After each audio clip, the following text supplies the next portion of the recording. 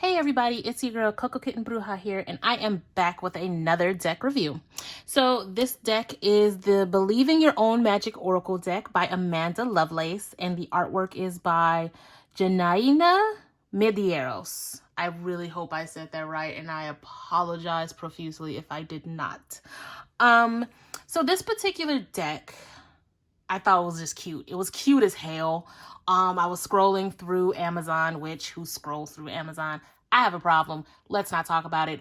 Anyway, scrolling through Amazon and I came across this deck and it was just really super cute. And I loved the artwork on the front and I was like, why not? So I went ahead and copped it. It is a deck that is not used often. I've only had this deck, I want to say, for about 3 months. So I haven't used it a lot. But I like the energy of it. And we can go into it. Get a feel for it. So it is a 2-part box. Travels pretty well. Now, the guidebook is bigger than the cards, although the cards are still, fairly large. So, my hand is medium size, so it's a little larger than your typical oracle. So those of you with smaller hands might find some difficulty when shuffling. But let's get into the guidebook. The guidebook is pretty thin, but it's also big. So, makes up for it. Standard paper, black and white. But the font is huge. I appreciate how big the font is, right? This is I want to say this is like a millennial type of deck. There's this very pro-woman. Women is very, it has the women's empowerment to it, right? But the breakdown, it goes into, the spreads, how to use the cards, all that typical stuff, right? But the breakdown is very straight and to the point. So you get the picture, you get what's on the picture, and then it's a very quick 1-paragraph explanation. Now, if I'm being extremely nitpicky, and I mean extremely nitpicky, the lack of capitalization where it's supposed to be is slightly annoying, but that does not take away from the deck. That's just me being stupid nitpicky. Don't mind me. But this is a very straight to the point, easy to comprehend, easy to use deck. It's not a lot of bells and whistles to it. This is very much I wouldn't really use this deck by itself. I don't really feel like it's strong enough to use by itself. I guess you could. I think me being the person who uses 3-4 decks for her readings, I wouldn't use this deck by itself. I would definitely use it either in tandem with another oracle or in tandem with a tarot card, a tarot deck, excuse me. But it's good for what it is. And you'll see what I mean when I flip it over and start showing you the images. So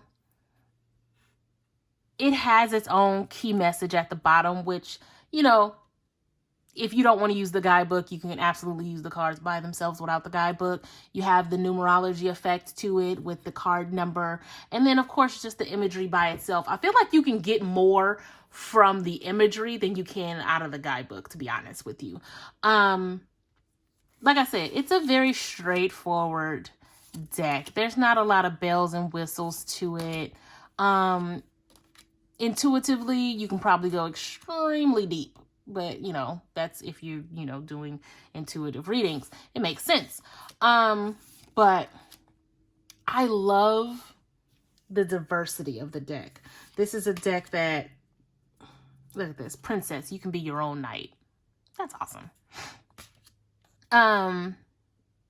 I just feel like the inclusivity of this deck is cool. And it's something that's starting to be more and more present. And I like it. I definitely like it. And as I'm looking at the cards more and more, like I said, I would get more just looking at the imagery than I would from the guidebook. Don't get me wrong, the guidebook is cool. It's nice to know what the author had in mind for these cards. But there's so much more in the imagery that can be felt and interpreted, right? Look at that. That's awesome. Don't seek anyone's approval. I like it.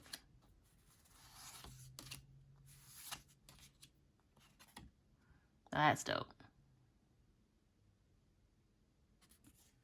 There's just a lot to be found in these cards. I'm not going to make it seem like this is like in my top 5 favorite oracle or anything like that, but it is definitely a good oracle.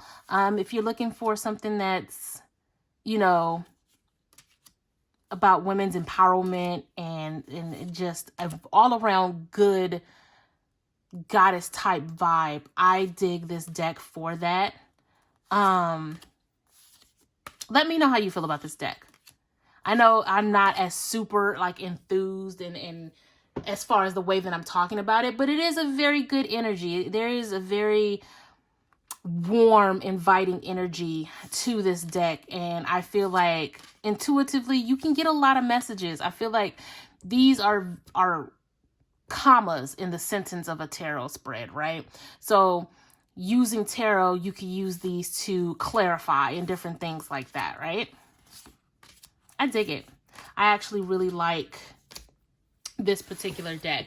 Let me know how you feel about it in the comments. Is this a deck that you would use? Why or why not? How often are you guys buying decks on a whim, like my ridiculous ass? Let me know how you feel. Hit the like, hit the subscribe, share it with your friends, share it with everybody. If you guys would like a personal reading with me, definitely just hit me up on the DMs across social media at Coco Kitten Bruja, and I will be happy to get you guys a private video reading done. As we're moving into 2021, I am excited to bring you guys so many more deck reviews and other videos as well. Those are coming, guys. I promise. I'm sending you all lots of love and light, and until next time, peace.